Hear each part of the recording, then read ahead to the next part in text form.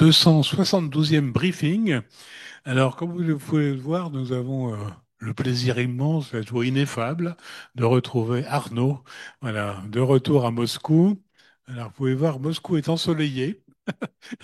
On on a un éclairage un peu particulier, voilà. Ça va peut-être s'arranger un petit peu, voilà, ça a l'air d'être un peu mieux comme ça. Alors aujourd'hui, on a notre briefing complet avec des aspects à la fois internationaux, mais aussi, bien entendu, politiques, économiques russes, dont parlera Arnaud. Mais néanmoins, du fait de l'actualité, je dirais particulièrement inquiétante sur le front international, Igor va commencer, mais il parlait notamment de ce qu'il faut penser de ces incursions de drones en Pologne. Et est-ce que nous sommes au bord d'une intervention de l'OTAN, d'une guerre, des choses comme ça? L'inquiétude est à son maximum. Qu'est-ce que tu peux nous en dire? Merci, Président. Bonjour à tous. Je vais effectivement commencer par l'affaire des drones, dont vous avez certainement dû entendre parler depuis hier, puisque la Pologne a donc affirmé que environ 19 drones présentés comme russes, arrivant de l'espace aérien biélorusse, sont rentrés brièvement dans son espace aérien. Et parmi ces 19 drones, 3 ou 4 d'entre eux auraient été abattus par la défense antiaérienne polonaise, et les autres ont continué leur chemin. Donc évidemment, la Pologne a dénoncé une violation de son espace aérien par la Russie, un incident grave, ce qui a provoqué un certain nombre de réactions. Alors, le contexte, on le connaît, c'est celui dans lequel qu'on évoquait la semaine dernière, depuis une quinzaine de jours, en réalité, dans lequel les Européens tentent d'élaborer, en tout cas certains Européens tentent d'élaborer une force de réassurance qui aurait vocation à être déployé en Ukraine une fois un cessez-le-feu entré en vigueur. Deuxième élément de contexte pour comprendre cette affaire, c'est le début des exercices Zapad 2025 dans les prochaines heures. Exercice militaire majeur organisé de manière régulière par la Russie sur son flanc occidental, avec donc la Biélorussie et donc en territoire biélorusse, puisque les exercices vont se passer en très grande partie dans la partie d'ailleurs occidentale de la Biélorussie. À cet égard-là, la Pologne avait annoncé avant cet incident des drones qu'elle allait hermétiquement fermer sa frontière avec la Biélorussie tout du long de ces exercices militaires Zapad 2025.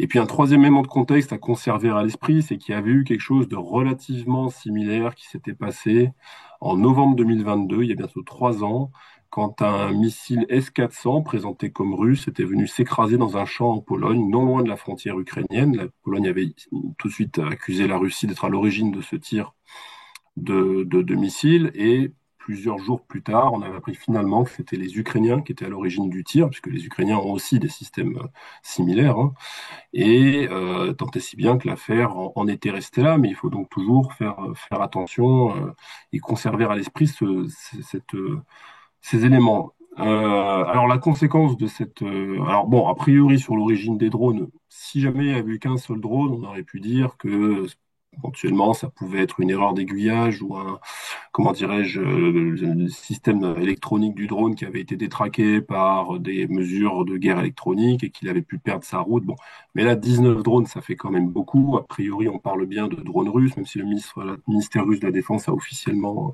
démenti, hein, sans surprise, ces éléments-là. La conséquence, c'est que la Pologne est donc condamnée, je l'ai dit, convoquée, enfin activer l'article 4 de la Charte de l'Atlantique, donc qui consiste à ce que les alliés se rassemblent pour des consultations. Et finalement, on a le sentiment que cette affaire est en train progressivement de retomber. En tout cas, qu'il n'y a pas de volonté d'escalade de part et d'autre, d'ailleurs, parce que personne n'a vraiment intérêt en réalité à l'escalade. Mais derrière ce fait, il y a, à mon avis, plusieurs signaux qui sont envoyés par la Russie. D'abord, dans le contexte que j'évoquais de force de réassurance, il me semble que c'est un avertissement aux Européens si jamais ils continuent sur cette voie. Ce qui est aujourd'hui un incident mineur, il y a eu très peu de dégâts et fort heureusement qui reste maîtrisé, pourrait en réalité devenir quelque chose de bien plus grave dans les cadre d'une force de réassurance. Force de rassurance à laquelle je rappelle, on l'a dit, mais toujours bon de le rappeler, la Pologne ne souhaite pas participer. Elle ne souhaite pas participer. En revanche, elle est prête à participer avec des soutiens peut-être logistiques et autres, ça très certainement, mais elle a fait savoir qu'elle n'enverrait pas un seul soldat en Ukraine, y compris après un cessez-le-feu, comme d'autres pays européens. Autre élément, autre signal envoyé à mon avis, ben, c'est celui sur la militarisation de l'Ukraine, l'aide occidentale militaire à l'Ukraine, puisque dans la partie qui a été concernée par le survol de ces drones, eh bien, il se trouve au moins un aéroport, voire peut-être deux autres, qui servent de point d'entrée pour l'aide militaire occidentale à l'Ukraine, hein, qui atterrit, les cargos qui atterrissent sur ces aéroports à proximité de la frontière ukrainienne pour ensuite transporter l'aide militaire aux Ukrainiens. Là aussi, c'est un signal qui est envoyé pour dire que cette aide, évidemment, n'est pas du goût de Moscou, c'est pas une surprise, mais qu'il faudra songer à un moment ou à un autre, dans le cadre du règlement, comme les Russes l'ont déjà revendiqué, affirmé, à ce qu'ils appellent la militarisation de l'Ukraine cesse. Et puis, le troisième signal, à mon avis, c'est de mettre en lumière la relativité des garanties de sécurité américaines. Je rappelle qu'il y a quand même une présence militaire américaine en Pologne, il y a des bases militaires américaines, que les Américains n'ont pas bougé en réalité, et tiennent à conserver leur distance à l'égard de toute cette affaire. Sachant qu'il y a un autre contexte à l'autre bout du monde, enfin dans le Golfe, avec les bombardements israéliens à Gaza, sur la ville de Doha, à proximité immédiate d'une énorme base américaine qui est dans la banlieue de Doha, qui se sont tenus là aussi, et qui mettent aussi, on peut dire, même s'il y a un autre contexte, hein, la relativité peut-être de ces garanties de sécurité, enfin, encore autre chose. Donc à mon avis, c'est les trois signaux qui sont envoyés. Alors il y a quand même une limite avec cette démarche, c'est qu'évidemment, ça va donner de l'eau au moulin aux faucons en Europe, en tout cas à ceux qui crient au risque d'invasion russe à grande échelle sur des pays européens. Je rappelle que le président finlandais était quelques heures auparavant ces incidents en Pologne, M. Stubb, et qu'avec son homologue polonais, eh bien, il y avait des déclarations qui consistaient à dire que la Russie ne s'arrêterait pas là, qu'après l'Ukraine, elle s'en prendrait à d'autres pays. Enfin, ce sont des choses qu'on entend depuis en réalité longtemps. Évidemment, ce type d'agissement, ce type d'opération est de nature à alimenter ce discours, à faire resserrer les rangs au sein de l'Alliance, hein, sans pour autant, j'allais dire, faire disparaître les divergences ou les différences de vue entre eux sur la question des forces de réassurance. C'est pas parce qu'il y a eu ces drones que demain Madame Meloni va envoyer des soldats en Ukraine. C'est pas parce qu'il y a eu ces drones que les Polonais vont envoyer des soldats en Ukraine, etc. Donc ça n'arrivera pas. Mais évidemment, ça vient plutôt alimenter un discours qui consiste à dire il faut serrer les rangs face à ce qui est perçu comme une menace russe par un certain nombre de capitales européennes avec différents niveaux d'urgence, évidemment, et de perception. Alors en Russie, la réaction face à ces événements, puisque c'est un sujet qu'on évoquait avec toi, Président, eh bien, dans la presse russe, on va dire, les analyses qui ressortent mettent principalement en lumière le facteur domestique polonais, en expliquant qu'il y a un agenda domestique polonais qui résonne avec ces faits, hein, puisqu'on l'a dit, il y a un discours dominant qui consiste à dire que les chars russes sont bientôt à Varsovie. Donc évidemment, ça vient alimenter ce discours-là. Ça vient aussi, comment dirais-je, accréditer la nécessité d'augmenter les budgets de défense, qui sont déjà très hauts en Pologne, hein. La Pologne est un des pays, avec l'Allemagne, qui depuis 2022 s'est réellement engagé dans un effort de réarmement. Et troisième hypothèse qu'on retrouve très souvent dans la presse russe et parmi les commentateurs et analystes russes, c'est évidemment à travers cet incident la volonté qui soit mise à profit pour essayer d'attirer, d'intéresser les Américains une nouvelle fois au flanc oriental européen et à toute cette affaire. Est-ce que c'est réussi? On ne sait pas. Eu un tweet de Trump, je ne sais pas si vous l'avez vu passer, hein, où il a dit Here we go. Enfin, c'est difficile à interpréter, mais bon, les tweets de Trump sont ce qu'ils sont. Ça me semble que ce qui s'est passé aux États-Unis, à mon avis, Trump a d'autres centres de préoccupation à l'heure où nous parlons. Voilà pour l'affaire des drones. Je passe au deuxième sujet de mon intervention, qui est une interview accordée par M. Zelensky à ABC News il y a quelques jours, qui était intéressante, dans la mesure où le président ukrainien a fait allusion à des conditions qui pourraient être celles de la victoire pour les Ukrainiens. en parlant d'indépendance du pays, puisque dans son interview, en fait, M. Zelensky explique que, selon sa lecture évidemment, la Russie chercherait à établir, à subjuguer l'Ukraine, à établir un contrôle total sur l'Ukraine, et donc partant de cette hypothèse, cette constatation qui est la sienne, eh bien, la survie de l'État ukrainien en tant que tel et de son indépendance serait déjà une victoire. Alors, ça attire l'attention parce que les conditions de la victoire pour les Ukrainiens ont fluctué quand même depuis 2022. Je rappelle qu'il y avait le programme maximum au début qui était la récupération de retour aux frontières de 91 en fait, hein. Donc récupération de territoires perdus en 2014, la Crimée, récupération de territoires perdus en 2022. Il y avait ensuite la traduction en justice des responsables russes, il y avait les réparations de guerre, il y avait tout un tas en fait de conditions qui se sont au fur et à mesure du temps et principalement en 2024 désagrégées, dont on ne parle plus, qu'on a mis en sourdine, dont on parle moins. Et désormais, cette condition manifestement est mise en avant par le président ukrainien, qui est celle de l'indépendance de l'Ukraine. Alors, est-ce que c'est un ballon d'essai pour tester d'abord la réaction de la population ukrainienne face à ces déclarations, son état d'esprit? Est-ce que c'est aussi un ballon d'essai pour tester les réactions parmi les partenaires européens, la réaction russe? On verra. Il y a évidemment un autre argument, vous savez, côté russe, qui est mis en avant très régulièrement depuis plusieurs mois, qui est celui de la légitimité de M. Zelensky et de la Rada. Là aussi, on sent que les choses peuvent peut-être un petit peu bouger, au moins pour une première phase de négociation. Mais j'ai relevé cette déclaration-là qui m'a paru un petit peu, comment dirais-je, un peu inhabituelle. Et je terminerai avec un point sur la Syrie. Ça fait longtemps que je vous ai pas parlé.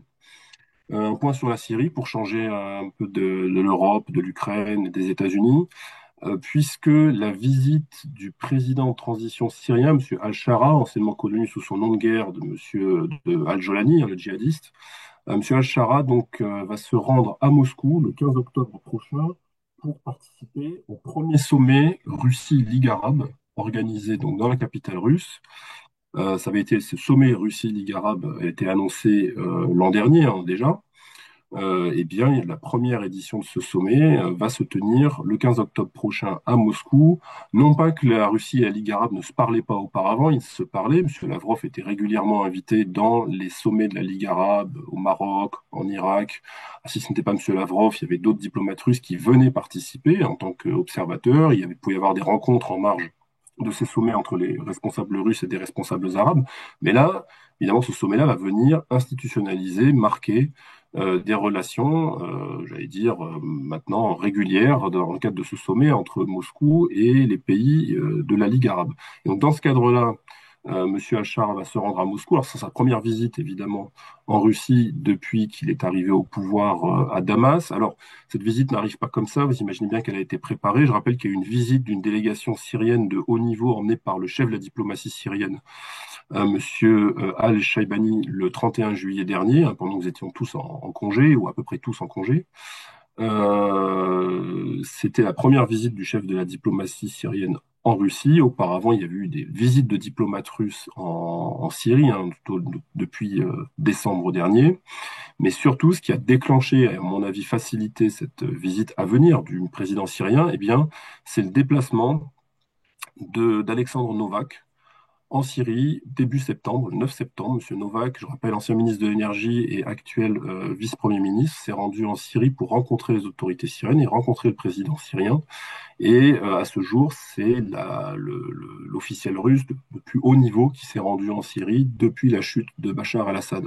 Alors, quels sont les enjeux pour les uns et pour les autres? Pour les Russes, sans surprise, c'est le sort des deux bases russes, hein, Khmeimim mais pour la base aérienne et la base navale de Tartous, que les Russes dont les Russes officiellement disposent encore, mais en réalité, ils ont bien du mal à les utiliser. En tout cas, ils ne les utilisent plus selon les modalités qui avaient été conclues avec Bachar el-Assad. Il y a de l'entrave de la part des nouvelles autorités syriennes qui, pour autant, ne mettent pas les Russes dehors. Et d'autre part, donc pour les Russes, c'est le principal sujet, hein. C'est vraiment ces bases-là, le reste vient après. Et pour les Syriens, le principal intérêt, c'est l'énergie et obtenir des Russes des livraisons de pétrole, si possible gratuites, parce qu'ils ont d'énormes problèmes d'énergie, d'électricité, d'alimentation. L'Arabie Saoudite envoie déjà du pétrole gratuitement. Les pays qui soutiennent la Syrie envoient du pétrole, mais ça ne suffit pas. et ils auront donc certainement besoin du pétrole russe pour combler les trous et les manques à gagner.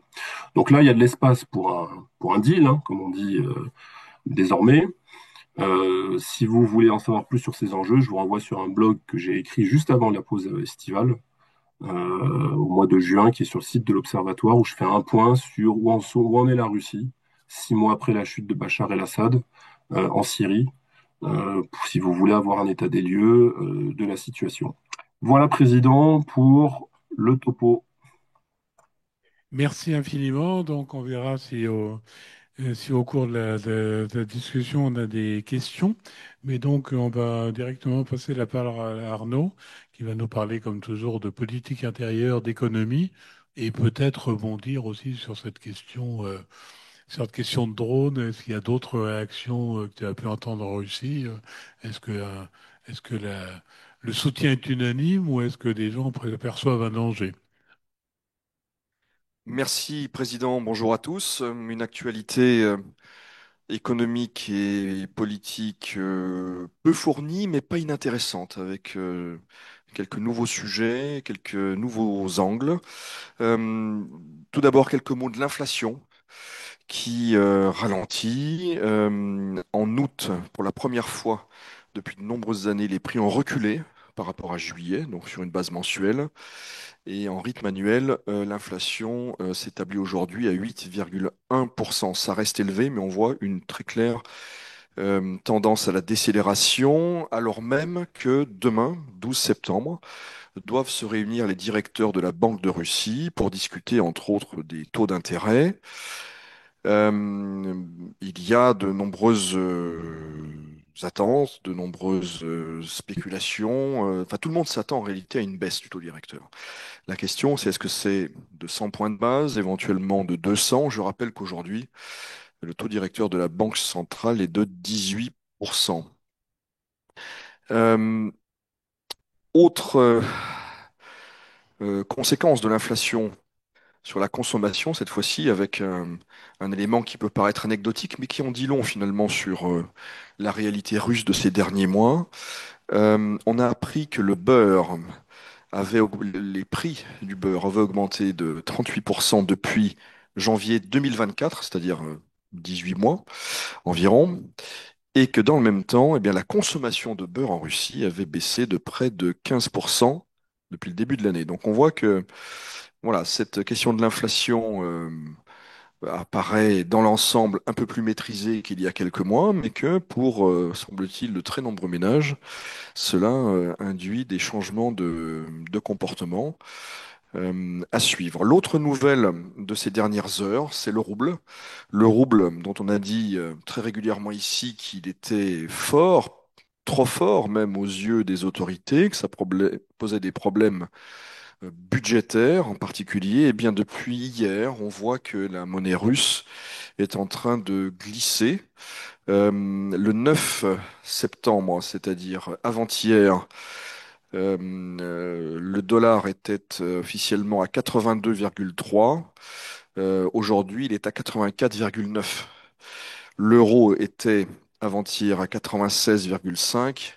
Il est aujourd'hui, selon encore une fois le taux de la Banque de Russie, à 99,8. Et les cotations dans la journée d'aujourd'hui ont même dépassé le seuil symbolique des 100. Donc on voit que le rouble est en train de s'affaiblir pour le plus grand bonheur, paradoxalement, du gouvernement, mais également de nombreux exportateurs.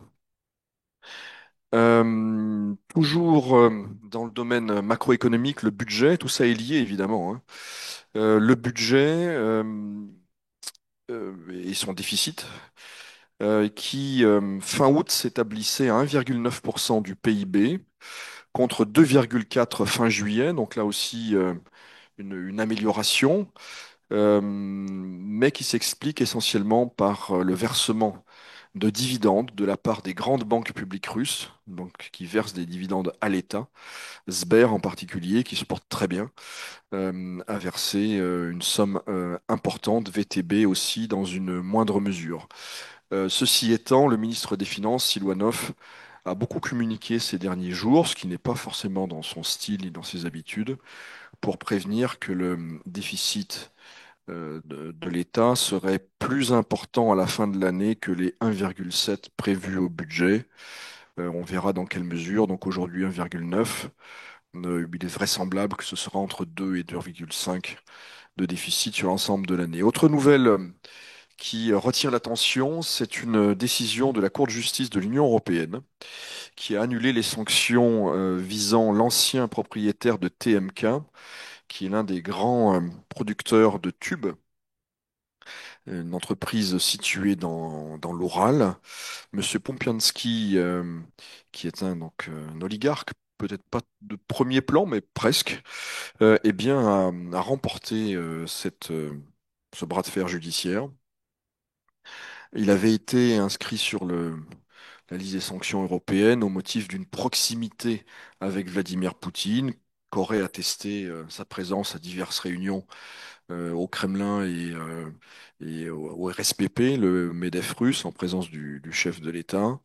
Il a réussi à convaincre les juges que cet argument ne tenait pas.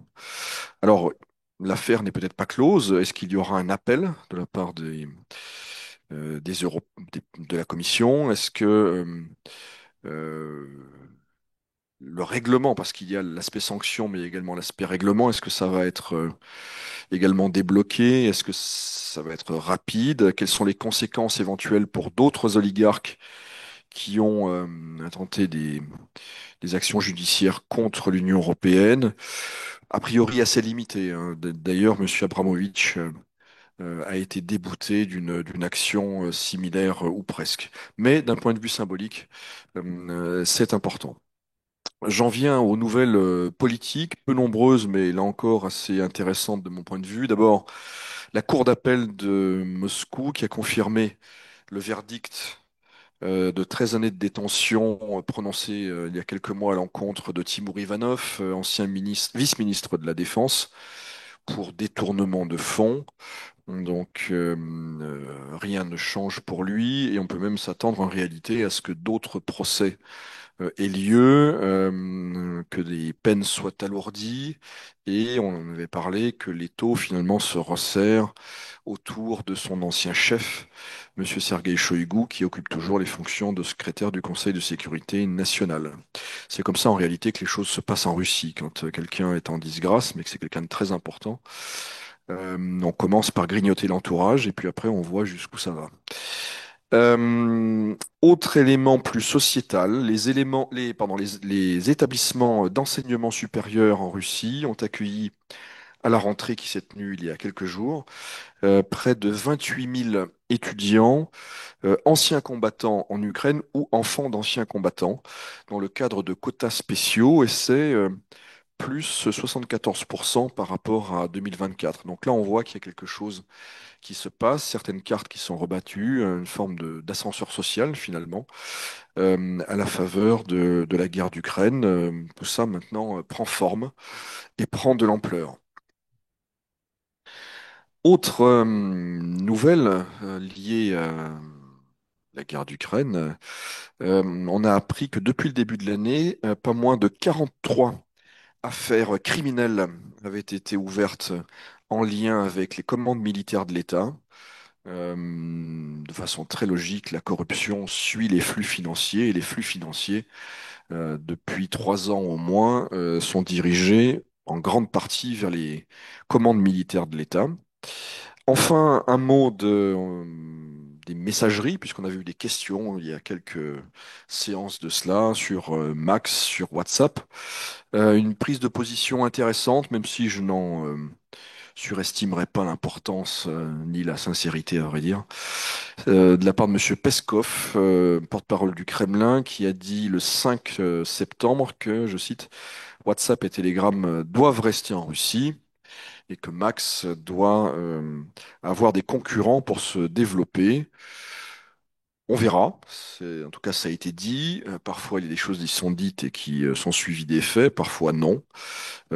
Certains y voient une pique ou un signal en direction du lobby des télécoms russes, hein, des acteurs donc qu'on a évoqués, euh, soutenus par le ministère des Télécommunications et certains éléments puissants de l'administration présidentielle. Il me semble mais c'est un avis très personnel, qu'en réalité, euh, il y a une tendance lourde à la souverainisation, ou d'autres diront à la fermeture, au cloisonnement de l'espace numérique russe, et que dans ce cadre-là, la montée de Max est inévitable et que, à l'inverse, l'éviction, en particulier de WhatsApp, acteur occidental, paraît assez inévitable. Mais nous verrons. Voilà, président, ce que je pouvais dire. Merci beaucoup. Vous avez l'un et l'autre répondu à l'ensemble des questions. J'ai une question, je vous demande si est-ce que la baisse du rouble pourrait relancer l'inflation? C'est l'un des risques, hein, surtout que voilà, la Russie continue d'importer, y compris d'ailleurs des biens alimentaires. Donc tout affaiblissement du rouble mécaniquement entraîne une hausse des prix. Il faudra voir la proportion. Aujourd'hui, il semblerait que la Banque centrale soit assez confiante sur la poursuite de la baisse de l'inflation et qu'à l'inverse, les inquiétudes soient plus grandes sur le ralentissement de l'activité, en d'autres termes, et sur le budget.